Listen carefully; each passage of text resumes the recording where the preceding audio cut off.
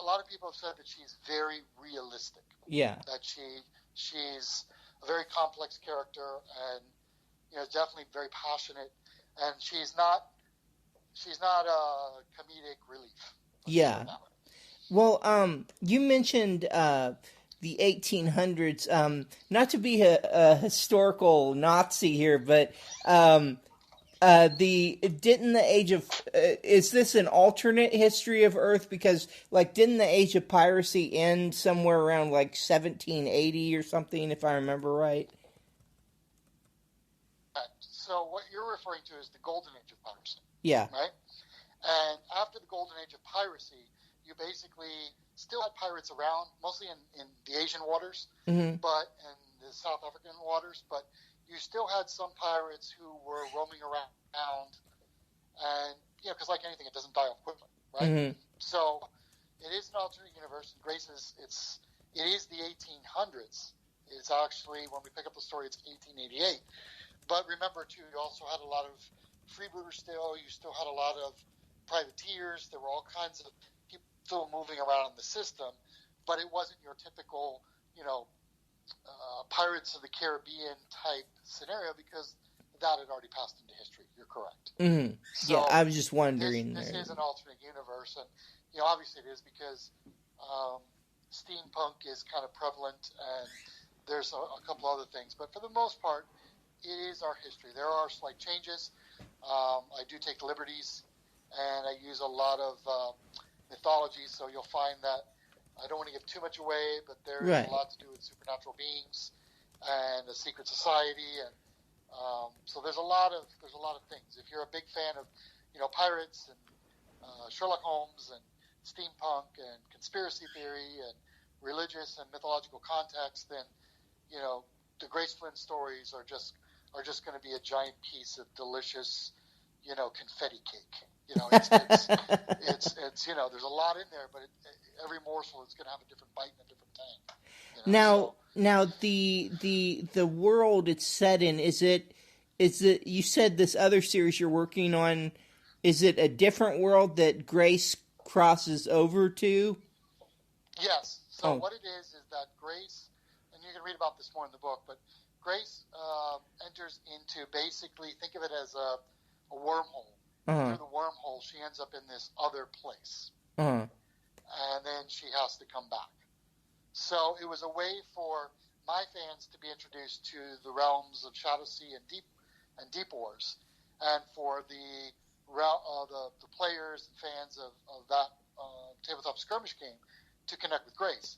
And the good news is they love her over there. They are absolutely infatuated with her. They actually but they got the Kickstarter to get to over $25,000. Wow! So that the character, the special underwater Grace, could be made. And there have been guys that have play tested with the Grace Flynn figures, including the Grace Flynn scenario, and posted it all over Facebook. We did a painting contest where people painted her, the little miniatures. I mean, they have really, really embraced her on that side. And as her creator, there's no greater feeling than to have people totally pick up her books and embrace her from a completely different sector of the writing universe, if you will. That is awesome. And you also said that these stories contain Lovecraftian entities, too? Yeah, so, I'm a big mythologist, and I've studied history, religion, mythology for many, many years. So I pull from all sources. In fact, it's kind of funny.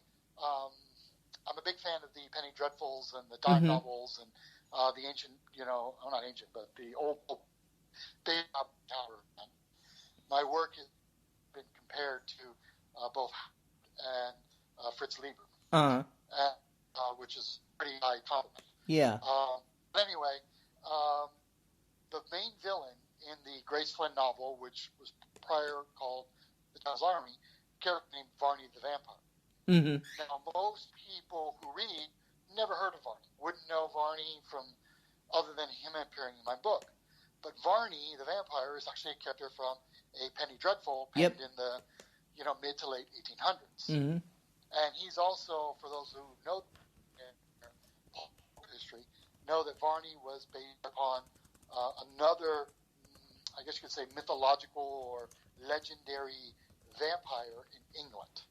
And all of these, Varney is actually responsible for all of the tropes that we know to be as vampires. So it's a heavy belief that Stoker had read A Feast of Blood, along with a couple other books, one in France, I can't remember the name, but essentially, and then there was another one called Camilla, which came before Dracula. Right. And Camilla came after Varney the Vampire. So they all kind of fed on each other. Yeah. But if you were to read Varney the Vampire and then read Dracula, you would definitely see a lot of similar notes. I'll just put it that way. Mm-hmm. Right. So the idea of having a throwback to Varney, who was essentially the original fictional vampire for the first time in print, to have him as the villain in my book was for me to pay homage to that whole section of literary history. Mm-hmm. And readers actually realized that I've done that. That was a slick way to interest people in literature well over 100 years old. Right. Right. I'm always trying to pull the past forward, if you will. Yeah. Yeah. Yeah. And what in terms of your influences, the writers that are have influenced you, what authors have had an impact on you that have helped you become who you are? Well, I would have to start with the classics. Dickens definitely had a big influence on my writing. I'm a big fan of his.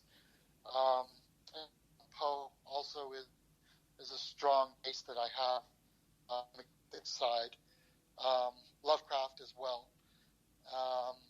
Robert E. Howard, obviously, Fritz Lieber, mm-hmm. and like most fantasy readers, you can't go without Tolkien. Mm-hmm. So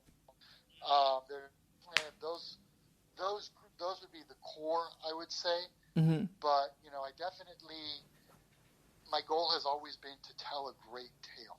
Yeah. And I'm not really about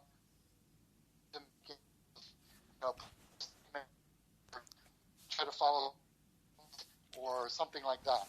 My goal has always been to take the familiar, make it a little bit strange, and tell you a different story, and take you away, because a lot of times our lives can be a little humdrum, and we can have all the pressures of the outside world, and I want to, for a little bit, take someone to a different place, let them meet some interesting characters, and essentially allow them to enjoy time away from the world, if you will.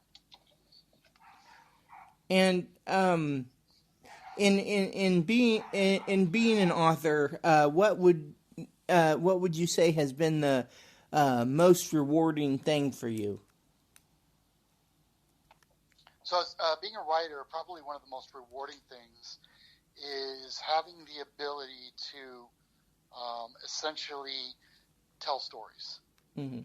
As a young boy who grew up reading so many books that probably got me through maybe the darker moments of my life, the ability to tell stories that have cultivated in my head, and characters as well, and bring them to other people so that they can either have a chance to escape or escapism from things that could be bothering them, or situations that could be hurting them, to allow them to escape into another place and share the experiences of someone that either will inspire them or make them feel that they're not alone.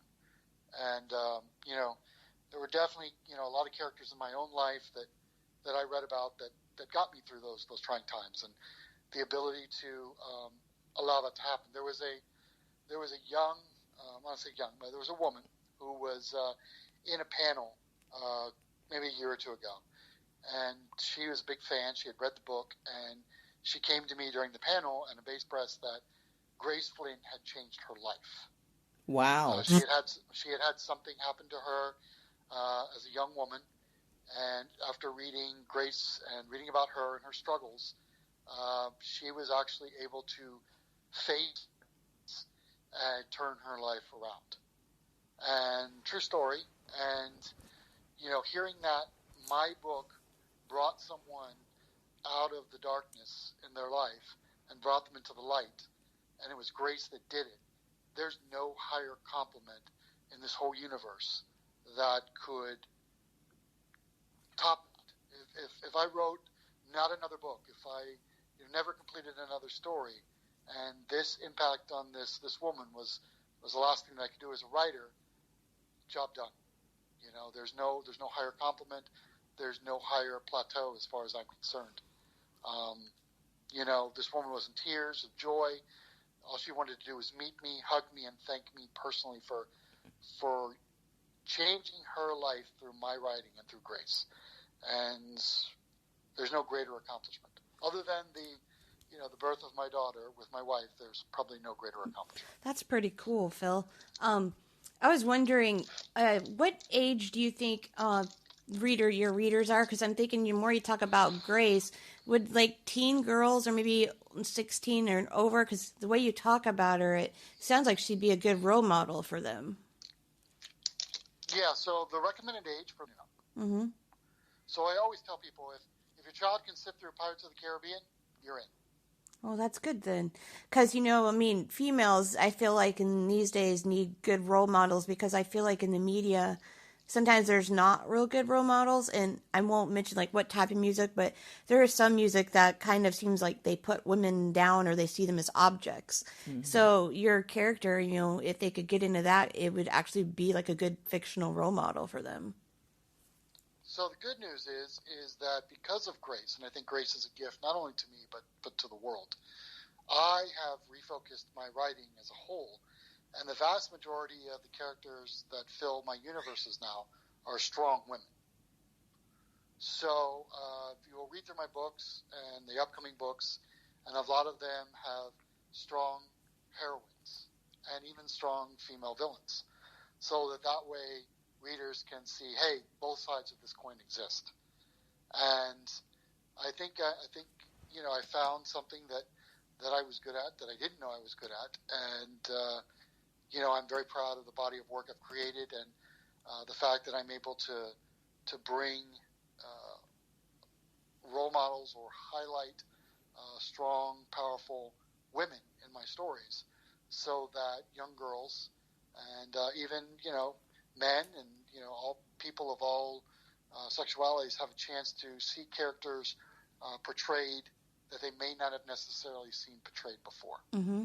I noticed on your website you've got micro novels. Would that be a good introduction for someone to learn what kind of writing you do before they were to actually pick up one of your books? Because I noticed you have them for free on your site. So would that be like a good introduction for them? The micro novels are a great place to start. There is a title in there. It's called Moeen the Marauder. That's for a little bit older of an audience, 18 and older, and it even says it on there, so be careful with that.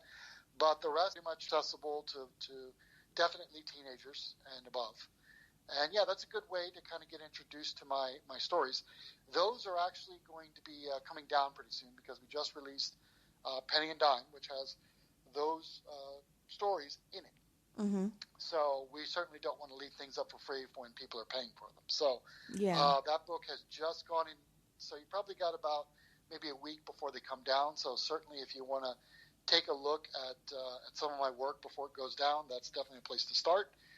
And then obviously, picking up a book. Mm-hmm. Now for your listeners, I have two shows coming up. I'm going to be at Florida SuperCon. I'm a guest there.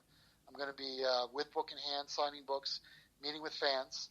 At SuperCon also, Grace Flynn will be there. So I have a cosplayer by the name of Britsky Laird who has been and will be dressing up as Grace Flynn for photographs during the SuperCon event here in South Florida.